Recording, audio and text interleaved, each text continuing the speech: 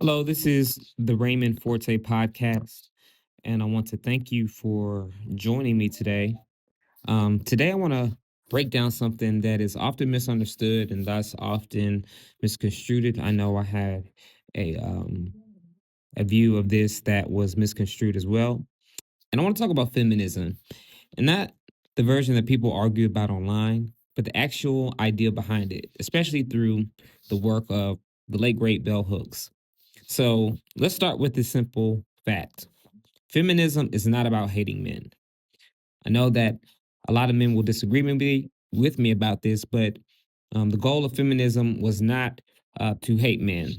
Hooks defines feminism as a movement to end sexism, sexist exploitation, and oppression.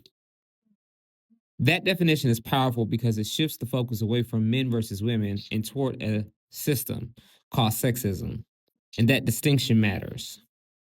Now, one of the biggest critiques Hooks makes, especially from the book Feminists, especially in their book Feminist Theory from Margin to Center, is that early feminist movements sometimes frame men as the enemy. Statements like all men oppress women create a divide. It made feminism seem like a battle of sexes instead of a movement for justice. But here's the issue with that approach: it ignores differences among men. And this is something that I've expressed throughout the years, which made me against feminism until I really studied it in my women's gender sexuality studies class. That not all men have the same power. Um, Hooks points out that poor men, working class men, and men of color often face oppression too. So when feminism ignores race and class, it ends up reflecting the experiences of mostly white middle class women. And so, with that, that's where intersectionality comes into play. Because even if Hooks doesn't always use that exact term in his text, that still is where, like I said, it comes in. So, different identities how shape how people experience oppression.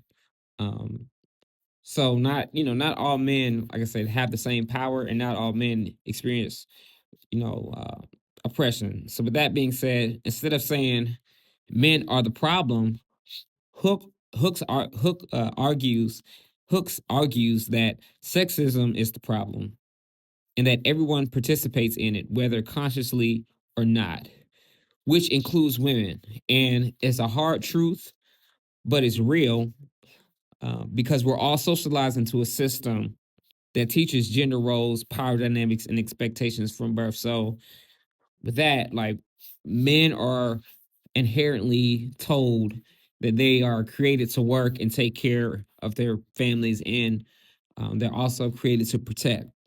Uh, that we are supposed to be the backbone, and that we work, we establish a hard work ethic.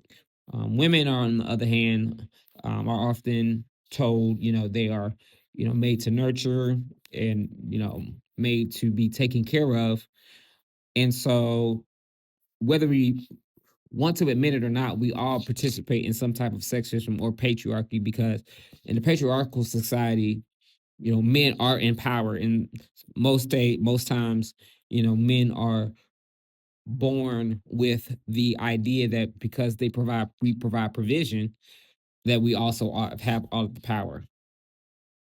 But feminism, if it's going to work, it has to include everyone, including men. And the goal of feminism was to erase the power dynamics amongst men and women, because again, every man does not experience the same type of patriarchal privilege that most upper class white men experience. And so feminism must include men because it will end the system of sexism. And so this is where Hooks flips the conversation. She says men are just our oppressors. They're also trapped by patriarchy. And we think about it, patriarchy tells men that they have to dominate, they have to suppress emotions and prove power. When I was a little boy growing up, whenever I would um, face something or get hurt or scrape my knee, sometimes I would cry. And I was told, big boys don't cry. One time I was too short to go on a particular roller coaster when I was about 6 or 7. And, um, I was crying about that because I was really hurt that I really wanted to go on there. An adult came to tell me, well, why were you crying? Boys don't cry, and we've been conditioned as boys to suppress our emotions even into adulthood. And sometimes men, we can suppress our emotions so much that it turns into rage, and it turns into an unhealthy rage and an unhealthy way of expressing those suppressed emotions. And so that creates pressure, fear, and even, violence.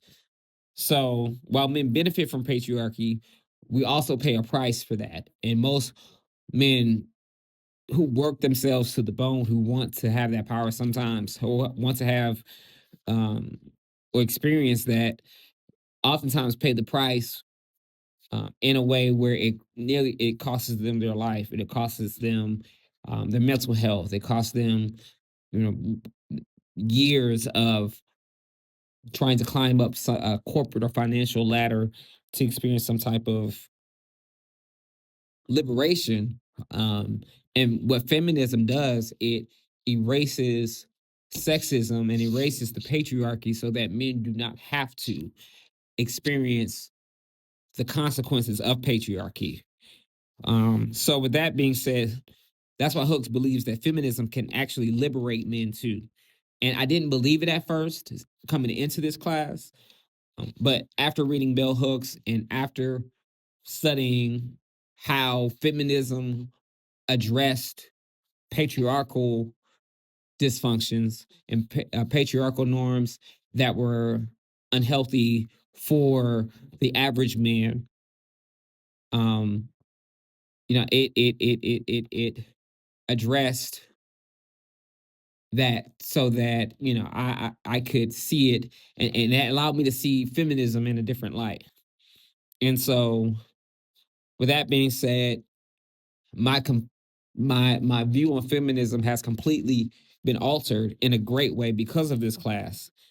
Because you know, feminism is for men as well, for the average working man, and I believe that if we work towards, as men, work towards coming together, we could end those norms. And so, with that being said, women's gender sexuality studies, it's not just about women, it's about studying how gender, race, class, and sexuality shape society. So thank you for listening to the Raymond Forte podcast. And I really hope that we as men can contribute to the work of feminism, and not just liberating women, but liberating men as well who are affected by patriarchy. Thank you.